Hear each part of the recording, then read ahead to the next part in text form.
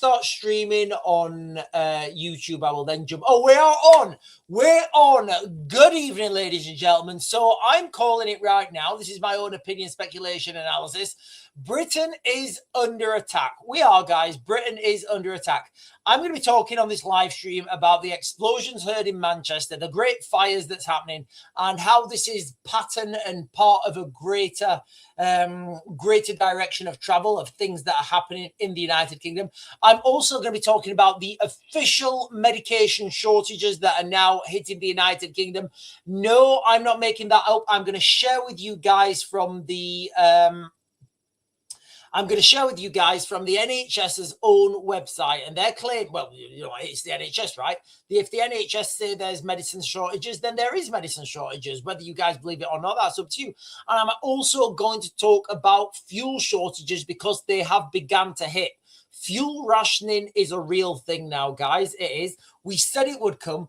If you guys go back, remember when the experts, and they were right, the experts came out and you had all the politicians, right? You had all the politicians saying, no, there's not going to be no fuel shortages. Our fuel in Britain comes from a diverse location. And you had the people like the CEO of Shell and ExxonMobil and BP saying, no, you're going to run out mid-May, right? It turns out the politicians were wrong and the industry experts knew what they were talking about in the industry that they're experts in. Who would have figured that? But before we get on to all of that, ladies and gentlemen, I just want to ask you good people a question, okay?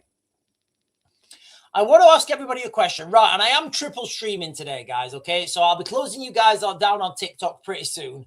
I'll be closing you guys down on X soon, and then I will be continuing this live stream on YouTube. So I'm going to ask you guys a question, all right? I don't know the answer. I've got no opinion. It's a hypothetical question, right? If you were a foreign country, right, and you wanted to bring Britain to its good knees, would you storm the beaches with tanks and missiles? Would you kick the front doors in, guns blazing, Union flags on fire for the whole world to see? Or would you do it quietly? Would you do it slowly?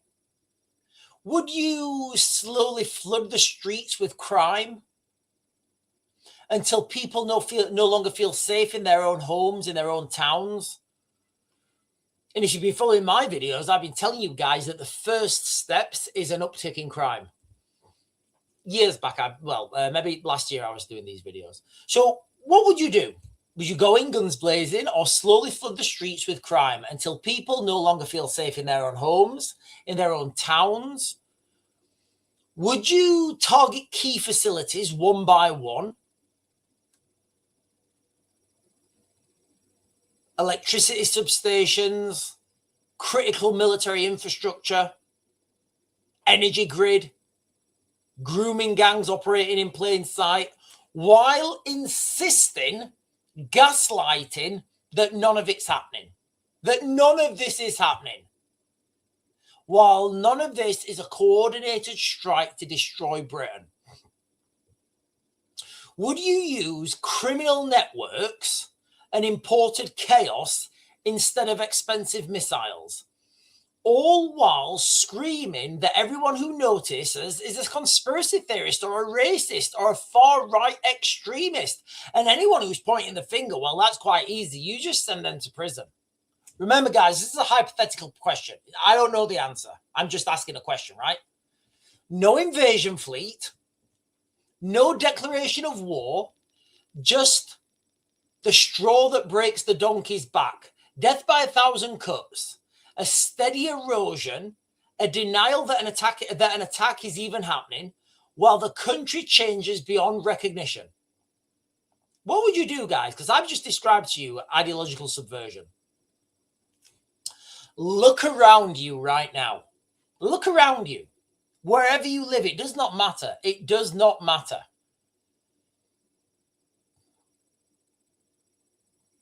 It doesn't matter where you live. Look around you and you will all see the same. Stabby, stabby. Crimey, crimey. In every major city. Grooming gang scandals buried for years. Gang attacks on young ladies. But the prisons are too full to lock up the worst offenders. Streets that feel foreign to the people that live here. Politicians are more concerned with protecting the narrative than protecting the public. And every time someone dares to point out, they're told, oh, it's diversity, it's climate change, it's post-pandemic recovery. Any excuse to identify the real problem, that Britain's under attack. We only have to look where we live today, and it's becoming increasingly difficult to say with a straight face that Britain is not under attack. So I'm asking you guys, not as a theorist, but as someone who still, by the grace of God, I was born English, and I shall indeed die English. What kind of assault would be more effective? Blazing in with, fast boats and ships and aircraft. Nobody's going to break Britain like that. Not a chance. Or what we're told isn't happening. The crime, the gangs, the fires, the explosions, the millions sent to foreign countries. Which one's going to be more effective and which one could last longer? I think you guys know the answer, right? Right. So the first thing I'm going to talk about this evening, ladies and gentlemen, is the developing situation of a huge fire. Oh, I can't share that. Hang on. Can I share that? I think I can. Right. I'm going to try and share this. Give me a second. I need to put my head this way. Right. I'm going to do 1. I'm going to do 2. I'm going to do 3, 4. I'm going to do 5. I'm going to do 6. Right. 6 clicks. Right. Okay.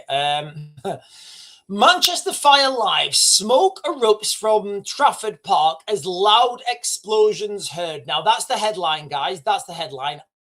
I'm going to talk about that now. But before I do that,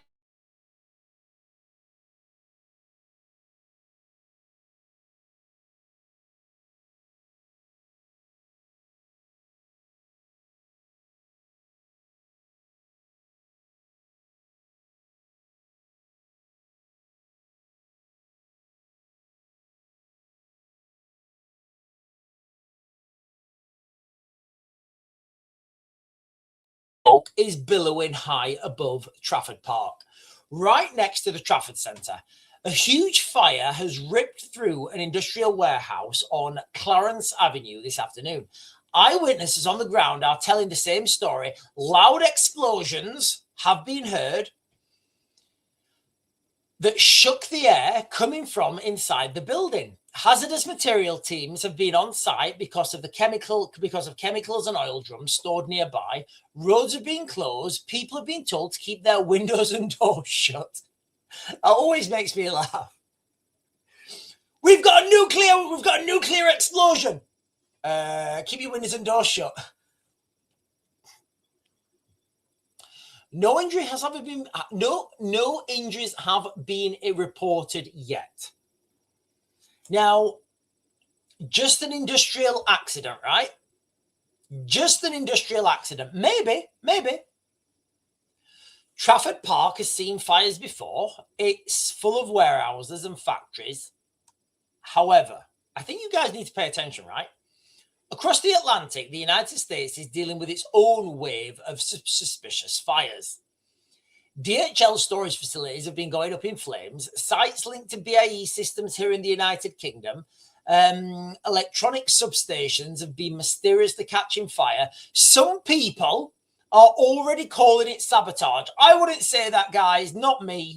I wouldn't claim it was sabotage. Although in several videos, I have said to you guys that we're going to see an uptick in sabotage of things getting set on fire. And I have named exactly what's happening now in previous videos. However, while I'm streaming on TikTok, this is for entertainment purposes, right? So some analysts are saying that these are deliberate, targeted attacks on critical infrastructure, and they're not whispering anymore. If you guys remember when, I think it was last year, I'm pretty sure, I think it was in the summer last year, there was a spate of fires.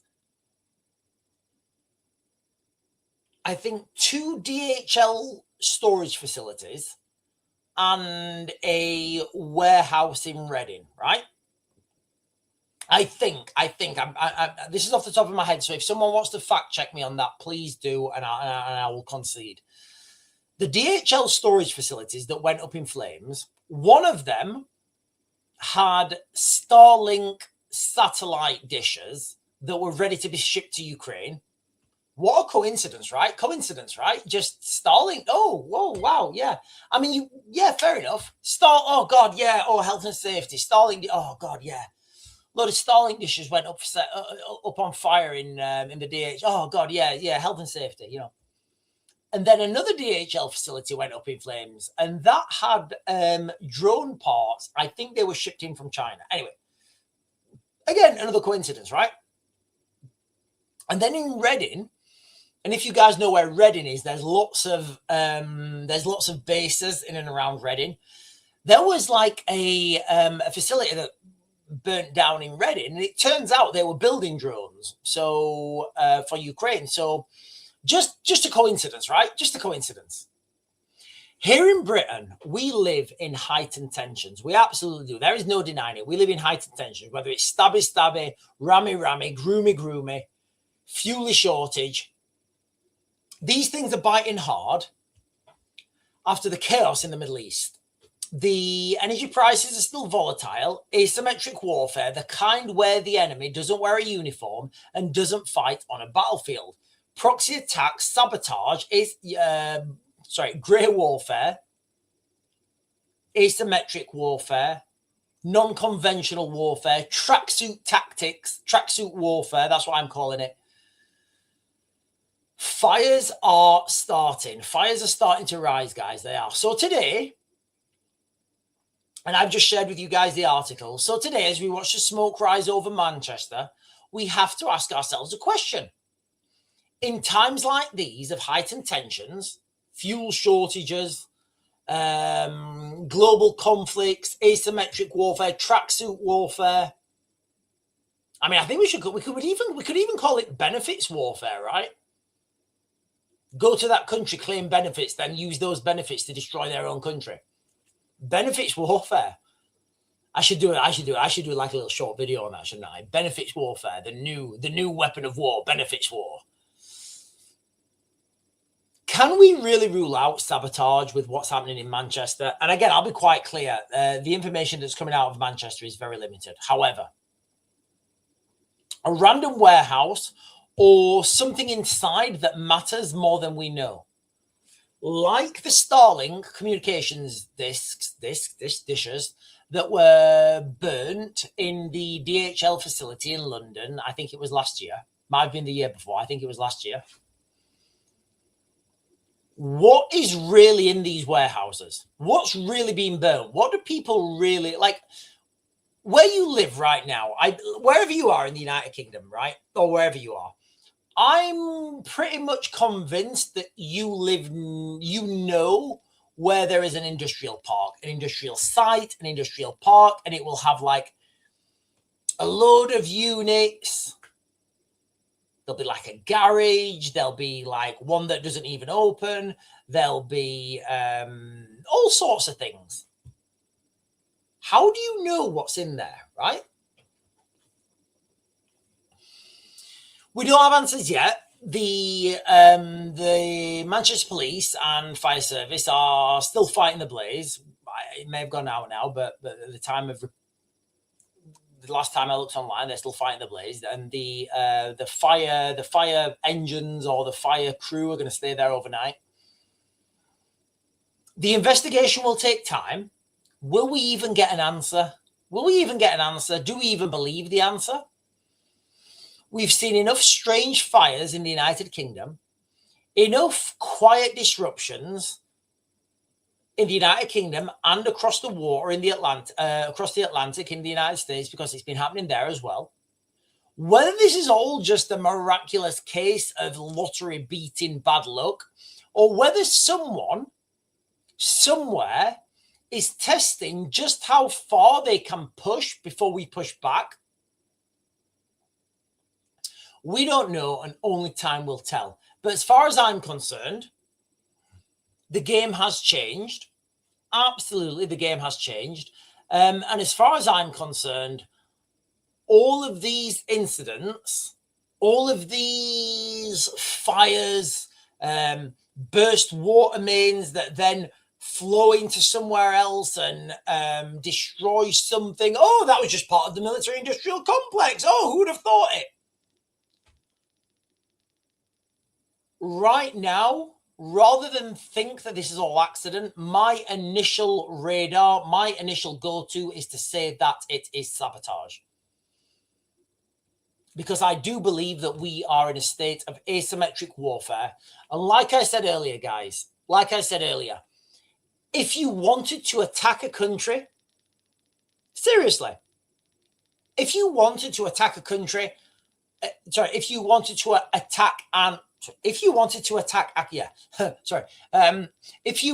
attack a country, would you storm the beaches with waving flags, kicking in front doors, machine guns blazing? Or would you do it quietly, slowly, while telling people an attack's not happening? It's something called exploitation, right? In the military, when you're doing military tactics, so think. I'll try and visualize. I'll try and give you guys this visualization, right? Imagine you have a platoon, very simple, or a section, a platoon, whatever. It doesn't matter. Some men. You have some guys, right? You have some guys, and they are 500 meters away from a building that they want to attack, right? Are they going to start shooting at 500 meters away? Or are they slowly going to try and get as close to that building as they can before they're seen and they start to get shot at and then start the attack? Yeah, of course. You're going to exploit that silence, right? You're going to exploit those hours of darkness. You're going to want to get as close as possible without letting the bad guys know you're coming, as close as possible before you start that attack. There's a lot of there's a lot more into that, and that I understand that's very rudimental, guys. Okay, that's not always the best option. However, right, the first thing I'm going to do is turn you guys off on TikTok. I'm going to turn you guys off on TikTok. So listen, guys, if you want to continue this live stream, I'm going to be over on YouTube. I'm a Real Raven 1 on YouTube. So jump over there. I'm going to be continuing. Did I say I was going to be continuing? I think I did. I'm going to be continuing on the live stream. I'm going to be talking about the medication shortages that are now officially in the United Kingdom. That's not me speculating. That is from the NHS's website, and I will be sharing that in a second. I'm going to be talking about the fuel shortages. I'm going to be talking about fuel rationing. I'm also going to be talking about which airlines are starting to cancel flights into Britain. And that's not me speculating, guys. That is all backed up from mainstream media. So listen, guys, if you're on TikTok to Koi Divide Dos Pedania, I'll see you guys later. Right, let me turn these guys off. I think they're off. Are they off? Maybe. I don't know. Are they off? No, they're not off. No, maybe they don't want to go off. Maybe they don't want to go off. I don't think they want to go off on TikTok, right? No, they don't want to go off. There they are. I think they want to go off. Right, there we go. Right, they're off. They're off. They are off. TikTok are off, ladies and gentlemen. Right, let me just see if I've got a charger. I think I've got a charger here. Hang on. No, that's not a charger. No, I don't have a charger. Right, I'm on like 3% on my phone. Right, whatever. 3%'s all I need sometimes, ladies and gentlemen. Sometimes in life, all you need is half a chance. You need to exploit that. You need to exploit it and take your chance when you can. Right, let me jump onto the chat because Britain is under attack, ladies and gentlemen, 100%. Sean has 30 tug forearms. What does that mean? What's a 30 tug forearm? I don't even know what that means.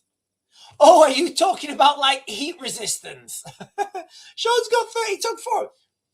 If your forearms are any less hairy than that, you're gay. That's what I'm saying. You're absolutely gay. You're gay. Oh, hang on a minute. Googleanos has just sent a Sean.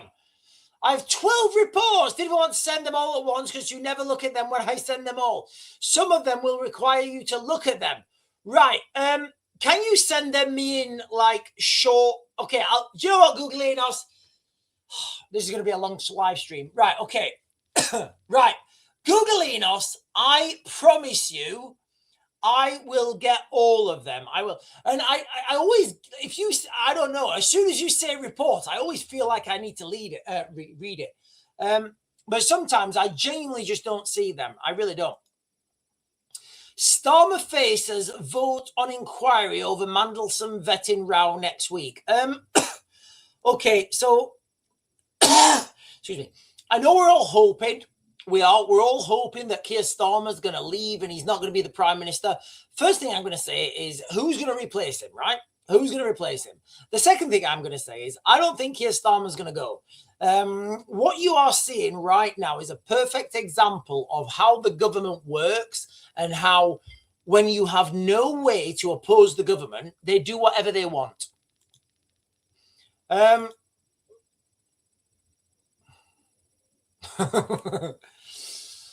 Sadiq Khan, Labour polls are showing a Labour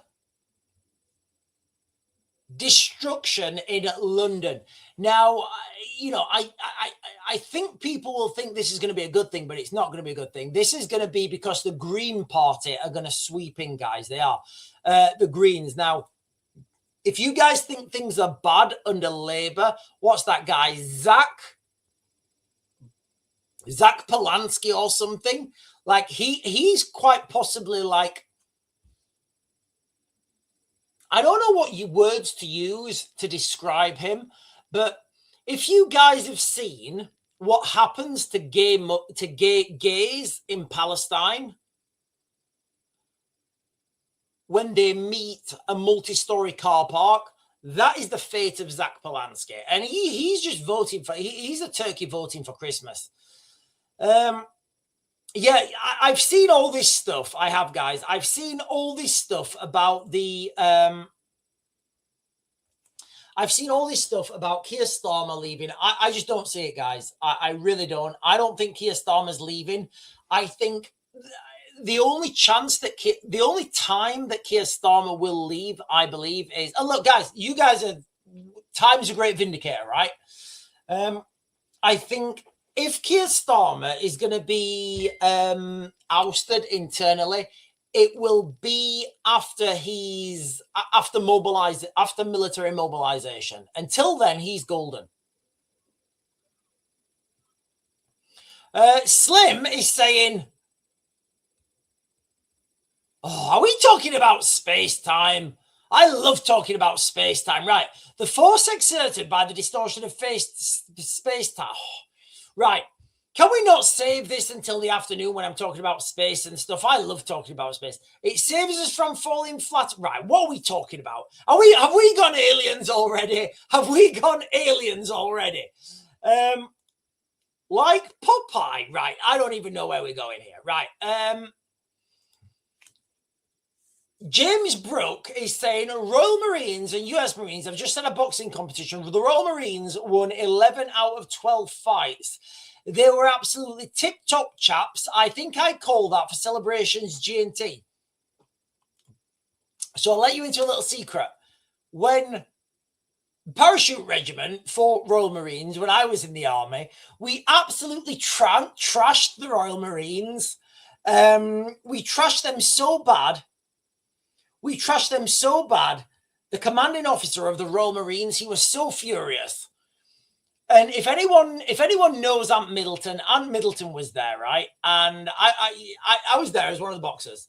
And Ant Middleton, he was definitely there as well. And he was watching. He was SBS. And we had a boxing match in Poole, right? And the commanding officer of the camp said, right, you're not allowed to leave camp now. Everybody wanted to go out in Bournemouth, right? Because Poole's real close to Bournemouth, and Bournemouth is like mega for drinking. So like you can imagine it now, right? You've got like what, like a full squad of boxers, like maybe I don't know, like maybe 20 guys down there plus the staff, and the commanding officer, right, of the Royal Marines, who was down there in Poole in I don't know, Devon or in Poole. I said, right, you're not allowed to leave the camp. So two of the guys who were allowed to leave the camp, they went out to the local Tesco's, brought a load of beers back. We got absolutely mortaled in the camp, right? Now, then we were like little gremlins, right? We were like little gremlins going around the camp. And the SBS, which is down in Poole, they've got this special swimming pool, right? Anyway, so we found our way into the swimming pool in Poole, and there's all this cool stuff. There's like the helicopter dunker. There was canoes, there was a diving board, there was like an underwater assault course. And you can imagine all us going in there, like 20 guys, just absolutely wasted. There were people drunk going in the heli dunker. This one guy, this Scottish lad called, I'm not going to tell you his name, but he got in a kayak and he said, yeah, throw me off. We took him to the top diving board and threw him off in a kayak. It was wild times, guys. It was wild times. But yeah, the parachute regiment trumped the Royal Marines every time. Every time. There's nothing that they can't beat us at anything. Right, let me jump down. Right, I've got some more reports of Googlinos. British Southern Co-op Supermarket. Yeah, I actually saw. I was close to getting this up on my. I was close to getting this up today. So this is building into the dynamics that mass unemployment is coming into the United Kingdom, which obviously feeds into this.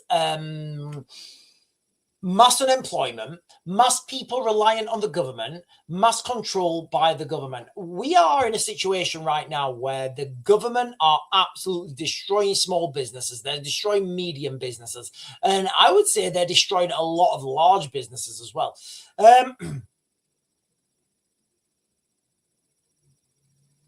Oh, I didn't see this one. You see more people going bust, guys. It's crazy. Absolutely crazy. US forced Britain to allow sales of F-16s to Argentina. Yeah, so if you guys have been following me, earlier on I did a video about the Falkland Islands, okay? The Argentinians have been they've been buying equipment to take the Falkland Islands, basically. And they bought a shit ton of F-16 aircraft. Now, the Argentinians are focusing their military on taking the Falkland Islands. Now, the only reason they're doing that is because of the oil. I didn't realize until I did the video earlier. The Falkland Islands, just bear with me, guys. The Falkland Islands is sat on almost 40% of the global oil reserves. Say that to yourselves. Say that to yourselves, guys. The Falkland Islands controls probably, maybe even more. The Falkland Islands controls around 40% of global oil reserves. Is that not worth fighting for? I know for me it is. Band Again is saying, been listening to Tamala Motown. Don't know what that is. The last hour, it was really good stuff, really good. Sugar pie, honey brunch. I love a sugar pie, guys. I do. I love it. I love a sugar pie. I love sugar pies. I love meat pies. I love cream pies. I love chicken pies and beef pies. I love all pies. They're all the same to me, guys. I love a good pie. I love duck pies. I love rabbit pies. I love pigeon pie. At Christmas, it's actually our thing to go and buy. It's like a family thing. There's a farmer's market. And at Christmas, I will always go and buy a pigeon pie. What was I going to say before that? Was it something to do with this? I don't know. Maybe not.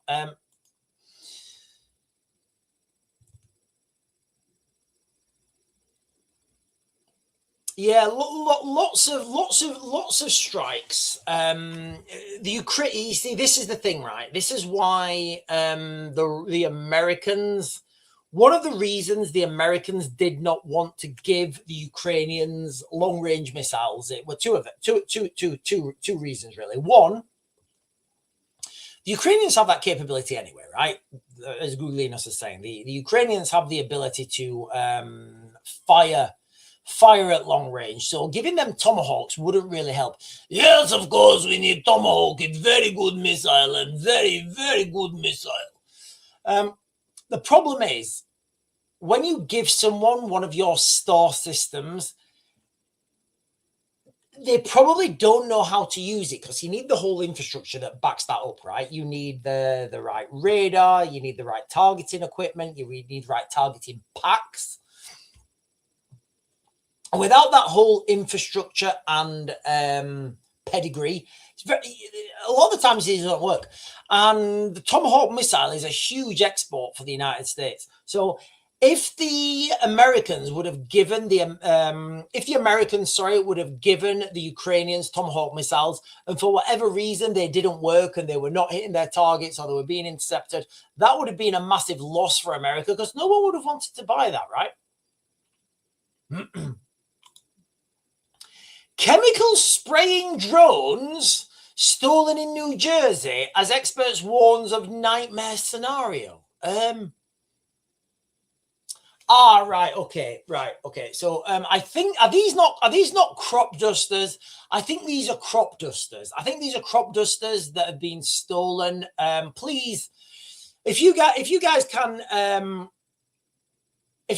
fact check me on this, but I'm pretty sure these are crop dusters. So unmanned aerial vehicles that go out and spray crops, right?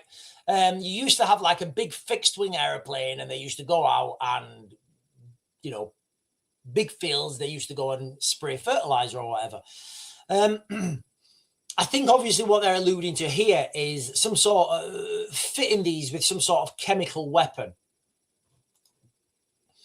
The Jolly Man is saying space is dilating itself into itself creates a...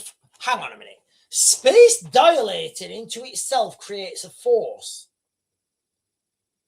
Are you sure it's realistically purely conceptual now? Space dilating into itself creates a force. So space... Well...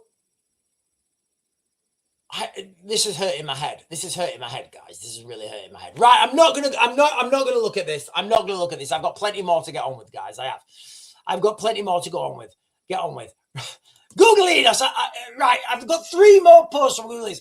Democrats plan to impeach Trump day 1 after the midterms. Hospital food to get worse after portions to shrink as crisis bites. That's actually relevant to what I'm going to talk about next. Reform UK Council to seek legal challenge against British largest solar farm. Right, I've got more to add to this, but let me jump down. Right, I'm jumping down to the bottom. I'm jumping down. I think I've got everyone's right. The Jolly Man is saying, look into the Falklands War. The Argentinian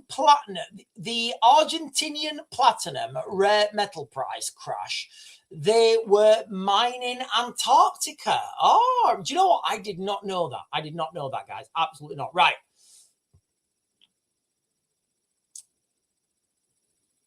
Google says, yes, correct. An alarm has erupted. 15 powerful agricultural spray drones were stolen in a suspected coordinated heist in New Jersey last month. Yeah. Obviously, these drones that get that can spray stuff that, there's a button and you can fill them with rice in or whatever. Right. Look, guys, we are not doing aliens, right? What we are doing right now is the medication shortages. Listen, guys, this is important, okay? There are serious shortages now in the United Kingdom. Look, this is real serious now. The serious shortage protocol has been initiated in the United Kingdom. That's not me speculating. That's from the NHS's very own website. Now, the first thing that comes to my mind when I'm thinking about serious shortage protocols or the SSPs is, have you guys hit that like button yet? Seriously, have you hit that like button, right? Because as soon as I talk about this serious shortage protocol, you guys on X are being sent to the candy shop. You are, and I'm just going to continue this stream on YouTube. So, if you want to jump over to YouTube, you are most welcome. If you're watching on YouTube, please hit that button, guys. It really helps me out. It's just like a little like button for you. It doesn't cost you anything. It doesn't. But for the members, thank you for your continued membership, and I do really appreciate that. And I try and get as many members only videos out as I can. So I'm going to talk now about the serious shortage protocol that is in the United Kingdom right now, and I'll share this from the website, from the actual NHS website. So you guys can see this is from the NHS website, NHS Business Service Authority. So you see what I mean. Serious shortage protocols, SSPs, it talks about why they were insinuated. And then here we are, guys. Look at all these medications that are on the serious shortage protocols. Now, this one here, Ramapiril, is that, am I pronouncing that right? Ramapiril, that has literally just been put on, and this is in direct response to the conflict in the Middle East. Now, for those of you guys who don't know, a lot of drugs that are that the NHS get, they are made in, they're made in China. Now, if there's global shortages of fuel, it's going to be a lot more expensive, right, to get them over. Also, if the Al-Balab Strait, the Djibouti Strait, I can never remember it. I just call it the Djibouti Strait. If that's closed, that is going to put a massive blockade on stuff getting to Europe, right, from China. So let me just throw this out there. So if someone you know, takes medicine for high blood pressure, shortages are real, guys. Okay, and this is not this is the first one that I can identify as in a direct response to what's happening in the Middle East. I can pretty much guarantee, for entertainment purposes, of course, that this is not going to be the last. Now, there's a new shortage warning that's affecting hundreds of thousands of people across the United Kingdom right now. This is happening right now. This shortage is real. I've just shared with you guys from the NHS website. So this is not speculation. This is not analysis, and this is certainly not opinion. This is from the NHS's very own website. Right, I'm going to turn you guys off on X. Right, listen, guys, I'm going to turn you guys off on X. So if you're watching on X and you want to continue this live stream, first of all, if you're watching on X, make sure you follow and do all the things. I am going to turn you guys off on X, and I will just be finishing this live stream off on YouTube. I'm probably going to be on for about another half an hour, maybe a little bit longer. But I am going to turn you guys off on X. I'm a Real Raven 1 on X, so if you're not going to jump over, then that's fine. I'll see you guys later. But if you are, you're more than welcome. Right, let me turn them off, and off. Right, they're off. So, there are now serious medical shortages of I'll come to it in a minute, but basically, if anyone is suffering from high blood pressure, kind of need to listen in. The government has officially issued a serious shortage protocol of Ramipiril. I might be pronouncing that wrong. I think that's right. Ramipiril. That's one of the most common prescribed versions of this heart and blood pressure drug. From this week, pharmacies can only dispense a limited supply of this drug. Even if your prescription is written to have like a month's supply of something, because this serious shortage protocol is put in place, they can only give you a limited amount. Now, this protocol runs until the end of May. Just the timings, by the end of May, all of this stuff's going to have kicked in and there will be more things happening. So I would say that's going to be extended. Now, for those of you guys who don't know, ramipril is a ACE inhibitor. Millions of Brits take it every day, not just for high blood pressure, but after heart attacks, for heart failure, and to protect kidneys in people with diabetes. So it's kind of a big thing, right? I know my granddad will have taken this because he had 2 heart attacks before he died.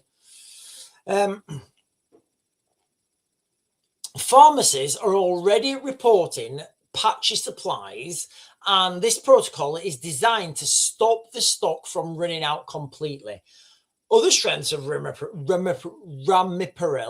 are still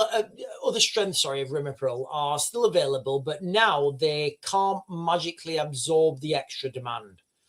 So we're not talking about some abstract, we're no longer talking about an abstract war in a foreign country where we're all watching on the TV and on the news and on the media and going, oh yeah, that's bad. Oh God, look at that. Oh God, I'm glad that's happening over there, not here.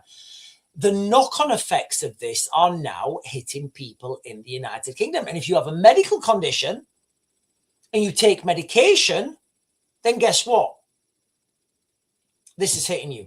So my advice, and my advice on any of this stuff is get as much as you can now.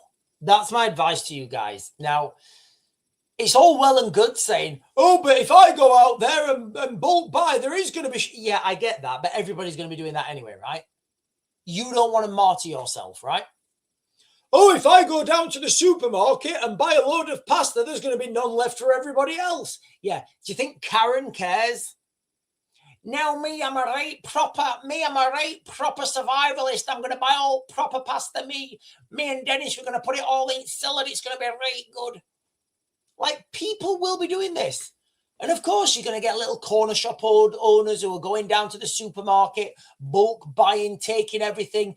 Do you think the pharmacists, when you picture a pharmacist, right?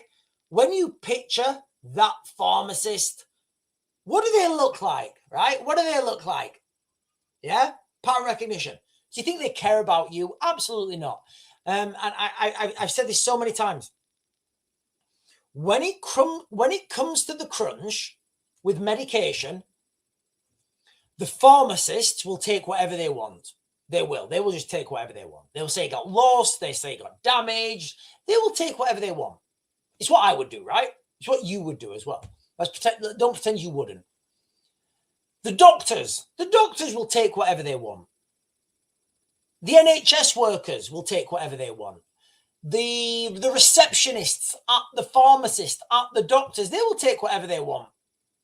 And if there's anything left, that may be prescribed to you.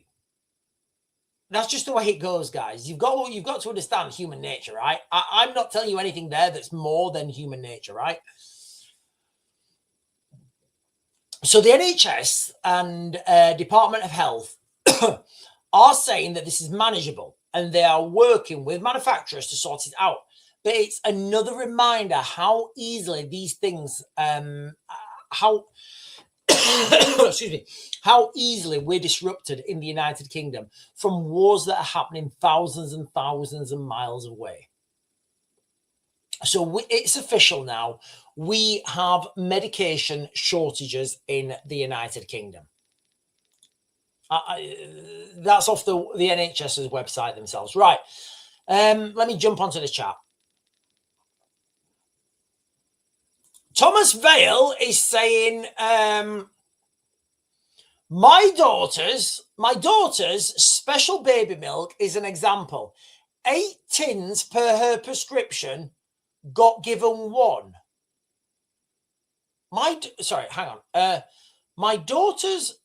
Oh, right. Okay, I've got it. Right. Okay, I've got it. Right, I understand. Sorry. So Thomas Vale is saying, my daughter's special baby milk is one example. She gets 8 tins as per her prescription, but I think what Thomas is saying that his daughter went into the pharmacist or wherever she gets it from, and she was only given one, right? So Thomas,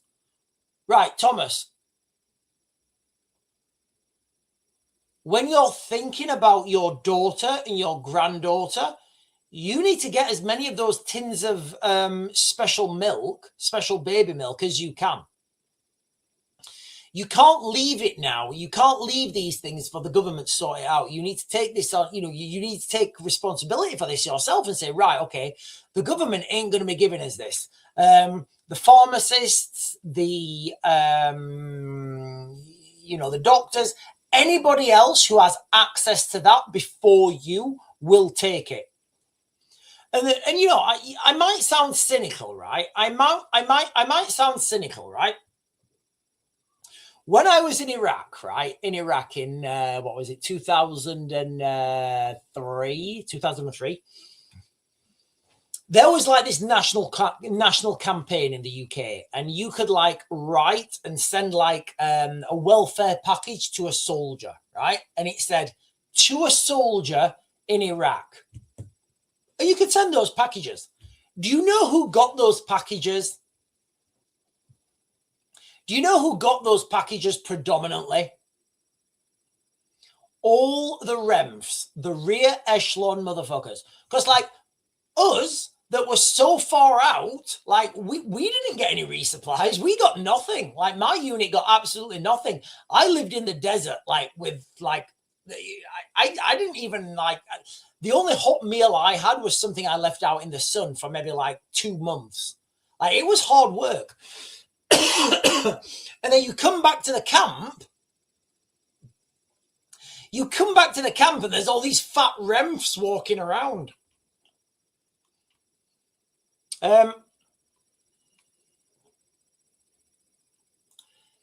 Andy is saying preppers will be preyed upon by people with guns. Simples. Well, I guess this is another reason why I don't think guns should be introduced in the into the United Kingdom at scale.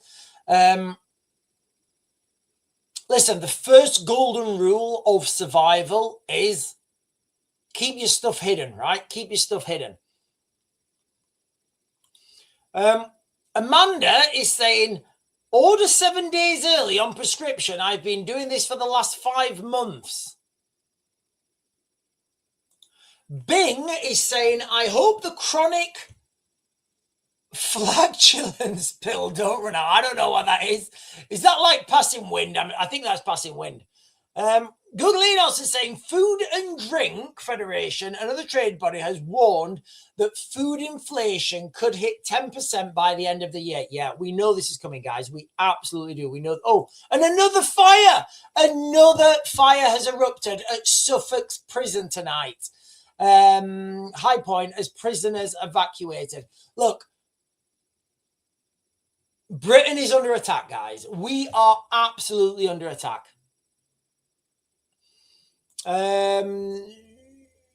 Yeah. So also, right, I'll jump onto this now because I'll jump back and then I'll jump forward. So in the United Kingdom, we do absolutely have. In fact, I'm not even going to say that, right? If you live in the United Kingdom, we have no jet fuel shortage. We don't have any jet fuel shortage at all. And if you say we've got a jet fuel shortage in the United Kingdom, you are just a right-wing conspiracy theorists. UK eases airline penalties as jet fuel shortages threaten flights, right? But apparently, if you listen to the government, we don't have a jet fuel shortage in the United Kingdom. And this is the first one that's going to hit, right? So airlines are cancelling flights to the United Kingdom. But don't worry, ladies and gentlemen. They're cancelling flights to the United Kingdom for the sake of diversity. For BLM, that's why they're doing it, guys. They're doing it for diversity. They're doing it for inclusion, right? Of course, they're doing it for jet fuel because there's jet fuel shortages. So the price of flights has been rising since the start of the conflict in the Middle East, a worry for anyone planning a summer holiday.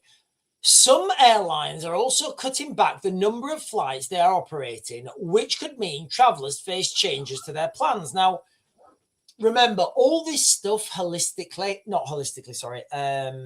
What's the opposite to holistically? All this stuff in using a targeted lens. You have to look at the Middle East, right? But I've done videos before and I've talked about, when I've done previous videos, I've talked about how important it is that you guys hit that like button. Seriously, if you're on right now and you've not done so already, can you please make sure you hit that like button? Just hit that like button. It's a little blast with your finger, guys. It means so much to me. It's free to you. It really helps me out. Can you hit that like button? Thank you. So all these data models and all these assumptions, all these airlines cancelling jet fuel shortages, they're all because of what's happening in the Middle East, right? However, I've done videos before and I've talked about the amount of gas, energy, oil, petrol, diesel, refineries, pipelines that have just been set on fire, that are getting set on fire all around the world, right? So you've got to then put that into the mix. So these are the airlines here that are, which airlines are cancelling flights? So these are the airlines that are cancelling flights, guys, okay? Many airlines that serve, many airlines that serve the United Kingdom are cancelling flights. You guys can see them here. Hang on. So, hang on. Oh, douche. Right, I'll just read them. These include... and this at the time of this live stream, these are the ones that are included. There may be more. I believe there will be more. KLM. Now, KLM operates a ton of flights out of the United Kingdom. Normally, they go KLM to Amsterdam, and then people fly to different places from Amsterdam. Air Canada, Asiana Airlines, Delta Airlines, it's American, Lufthansa, SAS, Special Air Service. I didn't realize that. No, Scandinavian Air Service. The following companies say they don't plan to change their schedules yet, which is British Airways, EasyJet, and Jet2. Now, what's happening to flight prices? While some airlines are cutting back on the number of flights to save money, others will start charging more or put on charges for extra luggage. So these include Air France and KLM, Indigo, British Airways, Pakistan International Airlines. Does that fly into the United Kingdom? Jesus, I didn't realize Pakistan Airways flew into the UK, but whatever. Thai Airways, Turkish Airlines, and Virgin Atlantic. So that's really happening now. Obviously, if you listen to the government, if you listen to the government website, there's no fuel shortages. Everything's fine. Everything is awesome. Now, let me just throw this out there because fuel rationing, I'm talking about for each and every one of us now. I'm talking about fuel rationing for everyone, right? For me, for you. Slim Yin is saying, give us an I told you so. I did. I told you so. I told you guys this was coming, right? I do. So I want to talk about, so Slim is saying, you told us this was coming, Sean. And I've told you guys that fuel rationing is coming in the United Kingdom before. I've also told you guys that a diesel just gone. Diesel gone off the shelves. That is likely as well. So while we're in the United Kingdom, and we're feeling the pinch, we're feeling the pinch at the pump across the sea, across the North Sea in Sweden, they have just dropped a bombshell. Yesterday, the Swedish Prime Minister and Finance Minister held a joint press conference, and you won't get this on mainstream media, right? They held a joint press conference admitting So this is Sweden now, admitting that the war in the Middle East, you guys know the conflict, right, is now having a significant impact on their economy. Remember, right at the beginning of this live stream, excuse me, I said to you guys, I said, listen, the experts, and I repeated this because it resonated with me, most industry experts said between mid-April and mid-May, that's when the crunch is coming. And it turns out all these politicians, David Lammy, Keir Starmer, what's his name, that gay bloke, the health secretary, Streeting, all those people that were saying, oh, no, we've got this. There's no problem. We've got a good supply. It turns out they didn't know as much about global supply, demand, shortages as the leading experts in that industry, right? Go figure. So this conflict is now having a significant effect on Sweden, and this is obviously going to be hitting the United Kingdom. What started as limited consequences has escalated. They're openly preparing a nation for fuel rationing, calling it the worst energy crisis in a very long time. They're Swedish. They're Swedish guys. I like Swedish people. I might have to go to Sweden soon, actually. They're not doing it yet. First comes voluntary appeals to drive less, use public transport more, and conserve fuel. And look, guys, I'm going to be honest. If there's a nation of people that can do that, it's the Swedish, right? Not the new Swedish people, right? Not the new Swedish people who've turned up in the last 15 years. I'm talking about the real Swedish. You guys know what I'm talking about, right, fam? You hearing me? But the plans are ready, and they will continue to monitor the situation and will announce the fuel rationing when it's relevant. Now, the big question that I know everybody's asking, how long before this hits us in the United Kingdom? I don't think we're going to get, I think it's going to hit us before the end of next month. Sweden's not alone. The global oil market is in shock. The global energy market is in shock. Here in Britain, we've already seen the sharp rises at the pumps, feeding into inflation. Government ministers have been urging calm and saying there's no immediate threat, no rationing is on the cards. Now, what they say and what they do, they're talking about strategic reserves. But what happens when those strategic reserves go, guys? When the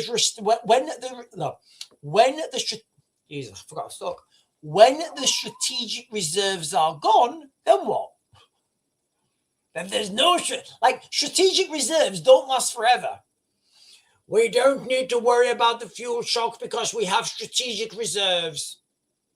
And how long is that for? It's for 6 weeks. How long has this conflict been going on for? 8 weeks. So do we have strategic reserves? No, they're all gone.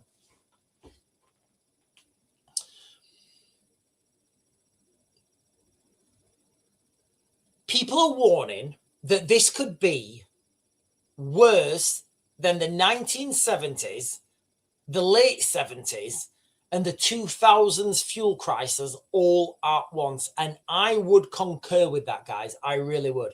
So the Swedish are now making open plans. The Swedish Prime Minister is preparing the nation for fuel shortages. It's only a matter of time before it hits us. I remember talking to my dad about the crazy times in 2019, 2020. And I remember saying to my dad, yeah, it's going to come here. And my dad was saying, no, the COVID's not going to come here. And I was like, it absolutely is. It's an inevitability. And then we got one case. And as soon as we got that one case, that was my trigger. That was my trigger to go out and buy all the stuff I needed because I knew what was coming, right? I knew it was an inevitability. I knew lockdowns, I knew the craziness, and it just got worse and worse. Right, I'm jumping to the bottom, guys. I'm on the bottom. I'm on the bottom. I'm on the bottom. I'm going to start with.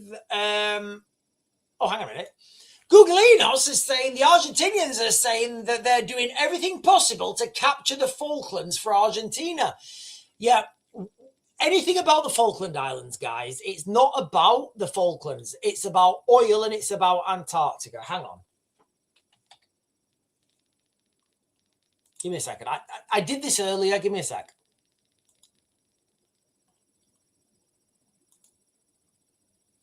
So when anybody mentions the Falkland Islands, you know, and you're trying to consider or trying to, like, you know, work out what this all means, it's got nothing to do with, you know, self-determination. It's got nothing to do with democracy. It's got everything. The only thing that you guys need to worry about when we're talking about the Falklands Islands is hitting that like button down below, guys, because, like, that's the only thing that the Falkland Islands is all about. You guys hitting the like button down below. That's it and nothing else. Nothing else, guys. Nothing else. Just the like button. No, seriously. This is can I make that big? Yeah. So this is what it's all over. Can you guys see that? Can I make that small? Right. So map in general, map in detail, map in general. So you guys can see that there, right? So over to the left of the page, of that page there, British Antarctic Territory, that's where the Falkland Islands are. You've got the Falkland Islands. You've also got the Orkney Islands that are in that British Antarctic Territory, and you've got South Georgia Island. That's like a little archipelago of did I say that right? I think I did. Of islands. Now, this little peninsula here, that is the only place you can land a ship. You can't get ships anywhere else in the Falklands. That little peninsula there, that is the gateway, the doorway to Antarctica. And it's all dictated by that little island there called the Falklands. Now, in the Weddell Sea, can you guys see that there? Weddell Sea. The Weddell Sea, that little area there, just that little area.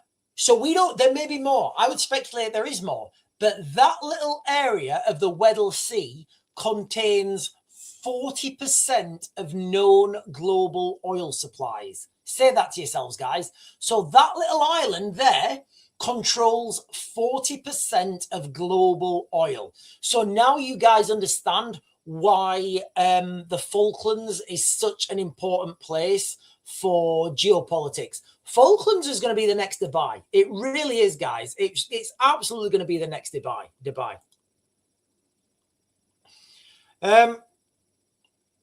Weddell. I think it's called Weddell. Yeah, the Weddell Sea. Weddell Sea. Siligaladi is saying the Iranian foreign minister has just arrived in Pakistan. Oh, well, there may be cease talks. I don't know. The ceasefire talks. Sean, what happened to the 3 alleged? Well, I think they're not. They're not in. I think that starts at so that trial. The trial of Keir Starmer's rent boys. Aye, because Keir Starmer, he was arsoned by 3 Ukrainian rent boys, and Keir Starmer took a good arsoning by the Ukrainian rent boys. No, that trial starts at the end of this month, so it's not started yet. The trial is still ongoing.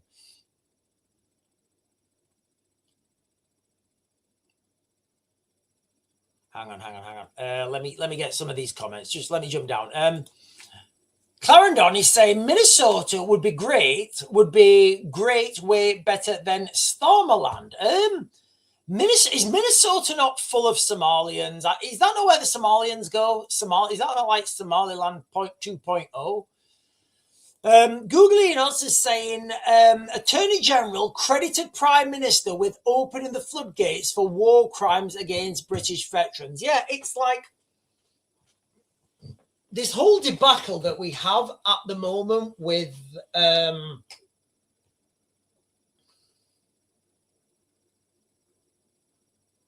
we have a government right now in the United Kingdom that actively pursued false cases that I believe that they knew they were false cases. I believe that. I don't think that they knew. I don't think that they believed that these cases were not false. I think that they knew these cases were false, but because they were getting legal aid, taxpayer-funded finances to pursue these soldiers through the courts, they just continued with it. And this is the type of I had to deal with somebody the other day. I had to deal with someone the other day. He wanted to give me a sizable amount of money, but he wanted to give me a sizable amount of money, and what he wanted in return was for me to sell my soul. I just said, thank you very much. But no, I don't want to work with you. He said, what? I said, I don't want to work with you. He said, well, should we negotiate? I said, no. I said, no, I don't want to negotiate with you. I don't even want to work with you. He said, he said, Sean, this was the start of the negotiations. This is, I'm always going to go in high. I said, I know, but I don't want to work with you. And it doesn't matter how much you pay me. That's not going to happen. And, he was like, I was looking at him and I could see the shock in his face, right? Because what he said to me is he said he wanted to give me a sizable amount of money, but he wanted 13% back annually on production, right? On something we were going to build. And I just said no. I said no. He said, oh, well, I can come down. I said, I don't care. I said, I don't care. I don't want to work with you. You've shown your true colors and I ain't working with you. But these people, Keir Starmer, Lord Hermer, I don't think they're like that. I think they just they don't really care about the lives they ruin and the people they hurt, as long as they can make a few quid. Oh, hang on a minute. What's this? The world's longest flight is set to take off from Sydney in 2027. Is that going to be like a solar-powered thing or something? Right, I'm jumping to the bottom, guys. I'm conscious of the time, and I am going to turn this off, guys. I am. I'm going to be closing this down very soon. Sean,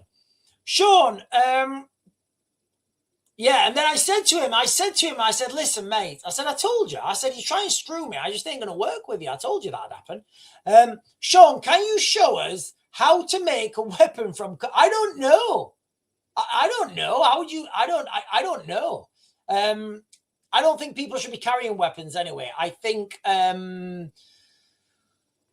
I've worked in some of the most hostile environments in the world as a military operator, as a special forces operator. I've worked as a close protection officer. I've worked as a diplomat. And the most effective thing that you can do to look after yourself and your family is to have a good hibernate, relocate and evacuate plan. That's the main thing. You can't fight on your own. You can't fight on your own. You need to organize in Cleethorpes, right? In Cleethorpes, and then maybe there's maybe then you can try and find. Running Bear is saying the Supreme Leader. I thought he was dead. Is he not dead? I'm pretty sure he's... I don't know. I heard some reports that he was dead, and I don't know. Maybe he's dead. Maybe he's just really badly injured. Right. Hang on a minute. Yeah, I think that's in where is that? I think that's in one of the states in the United States, and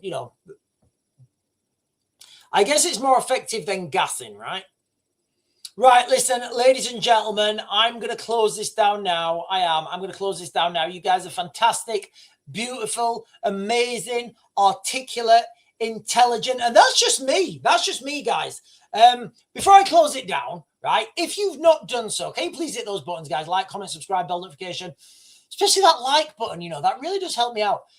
Britain is under attack. That's what I feel. That's what I'm saying. I'm going to ask you guys this question. It's a rhetorical question, right? I'm going to ask it you again, and then I'm going to close the live stream down.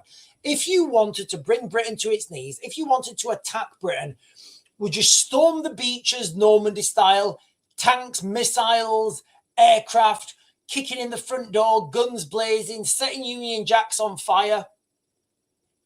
Or would you do it quietly? Would you slowly fill the streets with crime, infiltrate the infrastructure, turn people against each other until people no longer feel safe in their own towns, cities, wherever they live? Would you use coordinated criminal gangs rather than coordinated missile strikes? We're under attack, guys. I don't see any way around it. Right.